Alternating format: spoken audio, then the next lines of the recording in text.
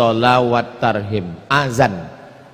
Apalah guna lomba azan? Mungkin orang berpikir, Bapak Ibu jangan lupa, sekarang banyak anak-anak tak bisa azan. Kenapa? Bapaknya tak tahu azan. Waktu ngazankan dia pun tak ingat bapaknya entah apa yang mau diucapkan. Tak tahu azan. Pergilah musafir sampai ke tengah jalan, masuk ke dalam masjid. Masjid itu, masjid di tempat kita ini kalau di tengah jalan itu masjid terserah namanya. Yang mau jadi imam terserahlah, yang mau jadi muazin terserahlah, siapa yang mau majulah, terserah. Tak ada yang bisa azan. Azan tak pakai lagu, mana bisa. Alhamdulillah dibuat lomba azan. Itu baru nambah azan. Ini bukan nambah. Tak paham dia mana nyambah, mana teknis. Imam sebelum sholat ngasih peringatan, luruskan shaf, sawus sufuf, fa inna taswiyatas sufuf min tamamis shalah. Itu bukan nambah sholat, dia nyuruh luruskan shaf. Luruskan shaf, matikan HP. Dia nyuruh supaya jangan sampai bunyi. Saya sholat di masjid, Allahu Akbar, HP-nya bunyi. Kalau HP-nya bunyi salatullah salamullah enggak apa-apa. Keong racun. Rusak salat orang semuanya. Di Dumai selalu datang subuh. Kadang subuh Sabtu beliau datang nginap di Hotel Premier. Itu subuh Sabtu ikut pengajian, subuh Ahad ikut pengajian. Dia imam, pejabat, tapi saya tak boleh sebut nama, menjaga kode etik jurnalistik.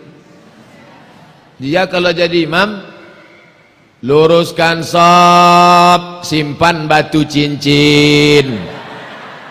Loh, kenapa Bapak buat begitu? Saya bilang, itu nambah-nambah. Banyak orang tak khusyuk sholatnya gara-gara batu nih Pak Ustaz. At-tahiyatul mubarakatuh salawatu. Cantik betul batu. Allah subhanahu wa ta'ala, ini bukan menambah ibadah, ini namanya attention, mulahazah, perhatian supaya menjaga ibadah. Samalah nanti ini nanti mau tarawih, ini bulan Rajab, Sya'ban, Ramadan. Di Ramadan pun banyak umat Islam dituduh nambah-nambah ibadah. Mana pula nambah? Habis tarawih 8 rakaat, di sini 20 rakaat. Habis itu witir. Itu ibu-ibu di belakang kan nggak ngitung. Ibu-ibu jarang ngitung di belakang. Dia ikut aja sholat. Bagaimana dia tahu merubah niatnya dari tarawih ke witir? Datang ngasih tahu Bilal di sini pakai lagu. Sallu salatal witri salasa raka'atin asabakumullah. Kan cantik bunyinya.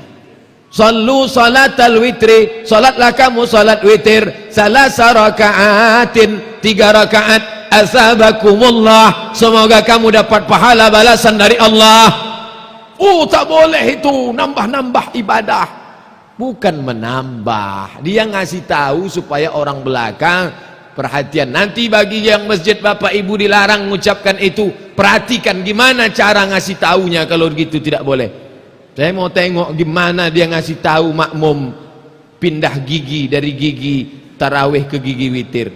Ternyata ngasih tahu, nih imam nih mau sholat,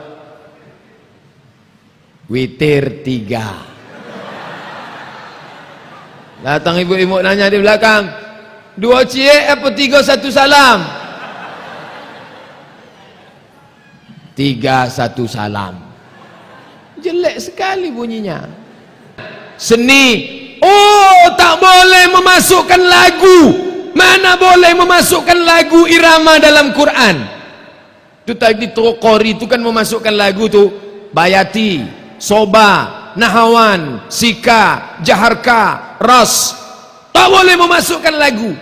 Kebetulan saya satu mobil sama Imam Masjid Islamic Center Pasir Pangarayan, Ustadz Indra Gunawan, juara 1 musabaqah tilawatil Quran internasional di Kuala Lumpur, juara dunia. Dikumpulkan semua kori-kori di dunia ini, dia juara 1, juara dunia. Kalau ada dunia akhirat juara juga dia itu. Suaranya luar biasa. Dialah jadi imam. Jadi waktu kami satu kendaraan, saya ceramah, dia ngaji. Kesempatan bertanya kepada orang alim. Ustaz, ada yang mau kutanya ke Ustaz nih. Apa namanya Ustaz? Apa betul imam-imam Masjidil Haram itu tak pakai lagu? Pakai katanya. Coba dengarkan. Hidupkan Syekh Abdul Rahman Sudais. Itulah disebutnya. Itu lagunya ini. Ini lagunya ini. Syekh Surib ini lagunya ini. Kenapa kata orang itu tak berlagu? Yang dengar tu tak tahu lagu. Oh, patutlah ada lagu. Karena kalau tak berlagu sama sekali, dia tak ada irama. Bismillahirrahmanirrahim. Alhamdulillahirabbil alamin. Arrahmanirrahim. Maliki yaumiddin. Itu yang tak pakai lagu. Kalau Bismillahirrahmanirrahim. Alhamdulillahirabbil alamin. Ar-Rahmanir-Rahim Maliki yaumiddin. Itu ada lagunya. Yang tak boleh tu azan juga begitu. Lomba azan saya tak mengikuti kemarin. Dimasukkannya lagu. Lagu apa pun boleh. Hayya 'alas salah. Boleh. Hayya 'alas salah. Boleh. Asalkan jangan dimasukkannya lagu Melayu. Itu tak boleh. Hayya 'alas shalah. Itu boleh. Apa masuk lagu itu? Haram hukumnya. Anak-anak nih supaya tahu dia. Nanti dia akan jadi muazzin di kantornya. Dia nanti boleh jadi pegawai. Dia bisa jadi kepala dinas. Dia bisa jadi kepala kantor. Dia bisa jadi kepala badan. Tak malu dia megang mikrofon tuh. Kenapa? Aku juara 1 tahun 2015.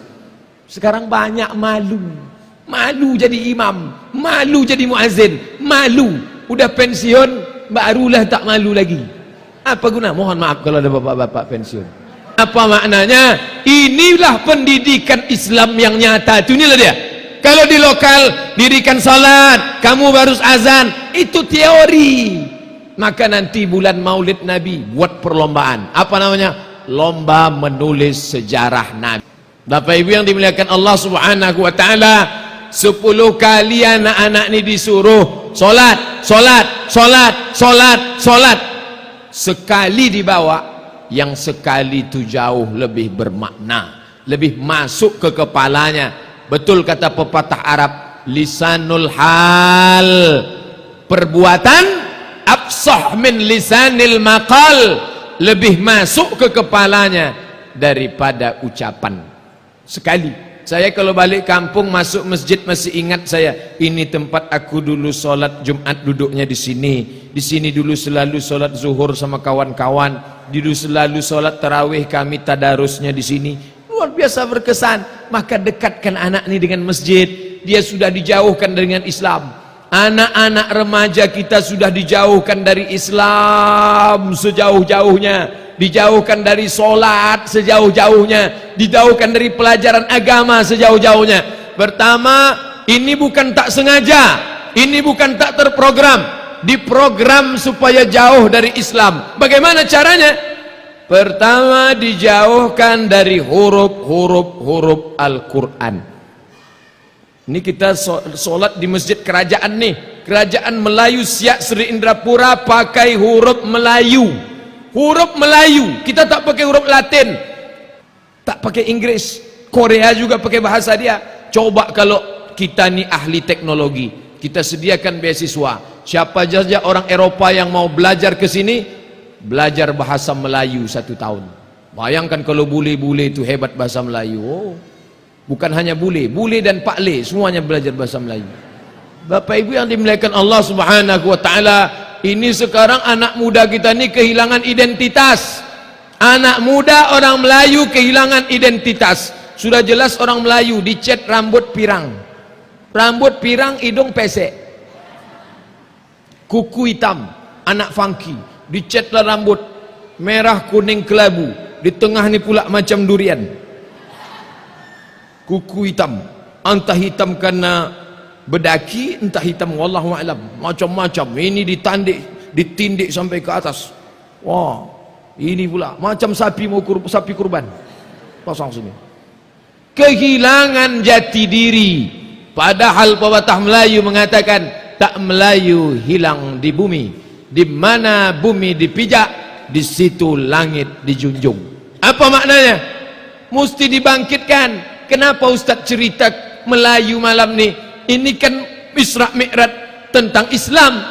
Islam sama Melayu tak bisa dipisahkan. Karena Islam itu datang langsung ke raja-raja Melayu. Dan berhasilnya dakwah itu adalah lewat kekuasaan. Ketika raja itu masuk Islam, maka sampai ke Perdana Menteri hulu balang tentara rakyatnya langsung Islam. Dakwah paling berhasil adalah dakwah di negeri-negeri Melayu. Kenapa? Langsung rajanya itu masuk Islam. Sultan Syarif Qasim. Syarif itu bukan nama, itu gelar. Syarif itu mestilah keturunan cucu cicit dari Hasan, cucu cicit dari Husain.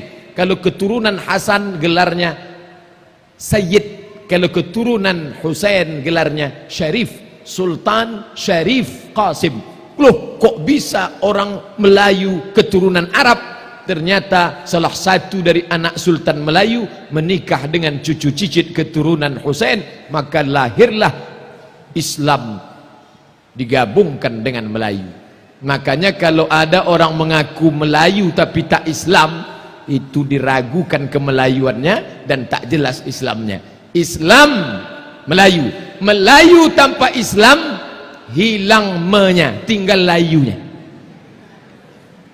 Minangkabau tanpa Islam hilang Minangnya, tinggal kabaunya. Itu kata Buya Hamka. وكلمه الأحجار والعجم والحصى وتكليم هذا النوع ليس برائب